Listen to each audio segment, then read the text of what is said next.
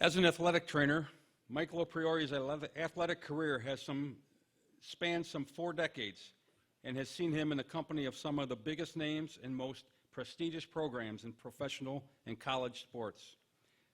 Mike was a 1969 graduate of Jamestown High School, earned his bachelor's degree in phys ed and sports medicine from Eastern Kentucky University in '76, and his master's degree from Louisiana Lafayette in 1979. He served as an athletic trainer in the early years at Jamestown Community College, and then went on and served as athletic trainer for Louisiana Lafayette University, the University of New Orleans, and was a staff trainer at the Kenner Regional Medical Center in Louisiana. As a certified athletic trainer, he worked for teams such as the LA Dodgers, the Arizona Diamondbacks, the New York Mets, Cincinnati Reds, and the Detroit Tigers, and worked for managers such as Tommy Lasorda, that must have been fun, Bobby Valentine, Buck Showalter, and Willie Randolph. That is really some career. I am pleased to accept Michael Lopriore as an inductee into the Chautauqua Sports Hall of Fame, class of 2019. No step stool.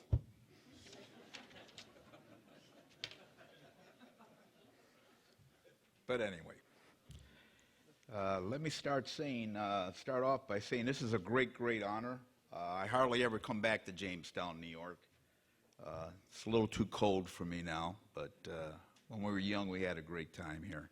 It's one of the, I couldn't ask for a better place to grow up, and the people that I met here, wonderful, wonderful.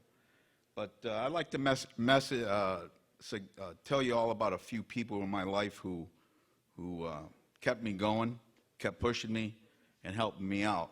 First, my mother and father, who owned Mike and Sam's restaurant. You know, he was, wow, look at that. yeah. Pizza fans. Pizza fans. By the way, I'm coming back to town, starting a new restaurant, a new pizza place, and all you people who own pizza restaurants will have to shut down real soon. But anyway, my mother and father, they always told me, be proud of what you are, and be proud of where you came from, and don't let anybody ever stop you from doing what you want, okay? When you play games, I don't care what you do in life, you need to go out there. In baseball, we used to say,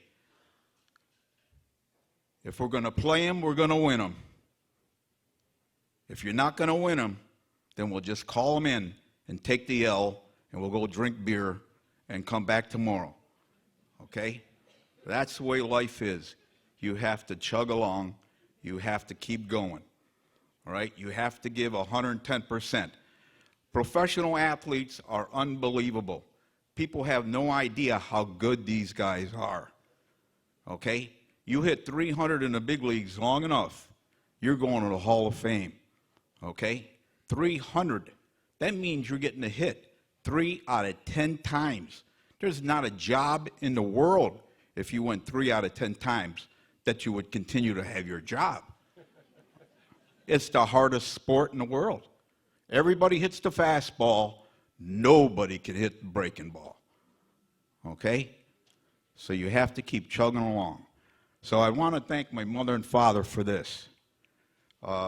Always pushed me. I'd like to mention a few other people. I'm not going to be up here very long. Danny Lanetta of the Detroit Tigers. Danny helped me out when I needed some help. Gary LaRocque of the St. Louis Cardinals, minor league director. Gary was the AA manager for the San Antonio Dodgers when I was in AA with the Dodgers as his athletic trainer. And as I would always tell Gary LaRocque, who went on, like I said, to be the minor league director for the Cardinals, I'm with you, Gary, win or tie. You lose, you're on your own, okay? So,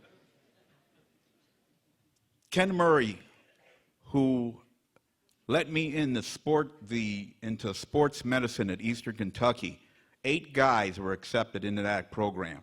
The sixth or eighth school in the country with a curriculum in sports medicine. 8 guys, no girls. There were no girls' sports, okay? 8 of us. We were all on partial scholarships. I'd like to thank Ken Murray. John Porsche, who hired me as the first full-time assistant trainer at the University of Louisiana Lafayette, where I had gone to graduate school. The greatest nickname in the world, the Raging Cajuns. There's no other better name than that one, anywhere. I don't care what you say, okay? And I'd like to thank the main man in my life. His name was Mel Didier. Mel knew Mr. Dietrich. Mel probably could have been the head football coach at LSU. Mel played minor league baseball. Mel just passed away about a year and a half ago at 93 years old. If they ever let anybody in the Hall of Fame that's a scout, Mel will be one of the first. Mel met Mr. Dietrich when he was with the Montreal Expos. He was a minor league director. And he would bring up Mr. Dietrich's name every once in a while. Mel showed me how to be fair but tough to the players. He was the AD, head baseball coach at the University of Louisiana Lafayette, and he brought me to the Los Angeles Dodgers. Mel would come in the training room, check me out, see how I handled the players. Little did I know he was checking me out. And he seen me evaluate shoulders and knees and whatever. And then when Mel went to the Dodgers, he came to me and says, "You're going to the Dodgers too." So I ended up going to the Los Angeles Dodgers. Mel Didier was the guy who told Gibson, Eckersy loves to throw what he calls a backdoor slider on a 3-2 count to the left-hander. All right? Gibson was waiting for that pitch. He was sitting on it, as we say in baseball. And he jacked that ball out, and the whole thing turned around. And today I have this World Series ring for that move. Okay? So I've worked with many, many people. Koufax, Drysdale, Johnny Padres, Mike Piazza, Roberto Alomar, Sandy Alomar, Gary Carter, good friend of mine. All right? Basketball, I was a head basketball trainer at the University of Louisiana Lafayette and Kansas State. Worked under two great coaches by the name of Tim Floyd and Frank Martin, who I told one time he was a Cuban. "Frank, you're not fooling me. Your name's not Frank Martin. Your name's Francisco Martin." So I'd like to thank those guys for my career. Just a quick story. I probably could get you about an hour and 5 minutes if you want to hear all the stories, but he's going to throw me off the stage here. But anyway, Johnny Padres, who was the only World Series MVP of the Brooklyn Dodgers, he took a liking to me. He was like an instructor, pitching instructor for the Dodgers when I was a AA trainer for the Dodgers. And he lived in Glen Falls, New York. That's where his home was. My wife was from Plattsburgh, New York. And he would say, "Anytime you go to Plattsburgh, you need to come see me." So I would. We would bring my son, who was at that time 1 year old, 2 years old. So one day we go to OTB. And Johnny loved the horses, okay? Johnny tells me, when we go to OTB, "Don't you say a word." And it was added a few other words to that. And I says, "Okay, Johnny, I'm not going to say anything to you guys."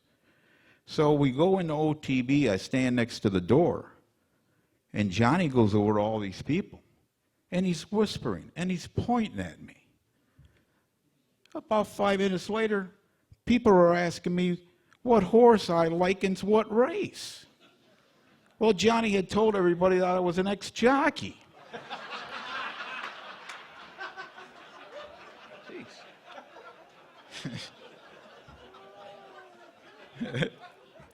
So I knew nothing about horses, but that's a true story. When I was at the University of New Orleans, I'd just give you one more, and this is a great honor, as I said. I really love being here back home. You know, a 5-foot-nothing guy from Allen Street, and I'm standing up here. You got to be kidding me, you know? You know, talking about short Italians.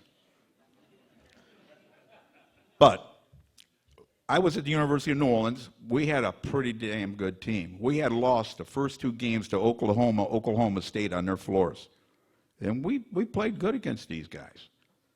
Well, we run off 17 games in a row. We're ranked 17th in the country. I kept telling everybody I was the 17th best trainer in the country, okay? So, guy from the Time-Picayunes, New Orleans Time-Picayunes, comes and tells me, what have you guys done different to get this thing going? I says, let me tell you what. Tim and I, Tim Floyd, we go out and have a Michelob Dry every night before the game, on the road or at home. And the guy says, you got to be kidding. I says, oh, why would I lie to you? The next day, I go to my training room, there's a case of Michelob Dry in front of my office and in front of his office. I went to Tim and says, you got to be kidding me. I should have told that guy we were drinking Chevets.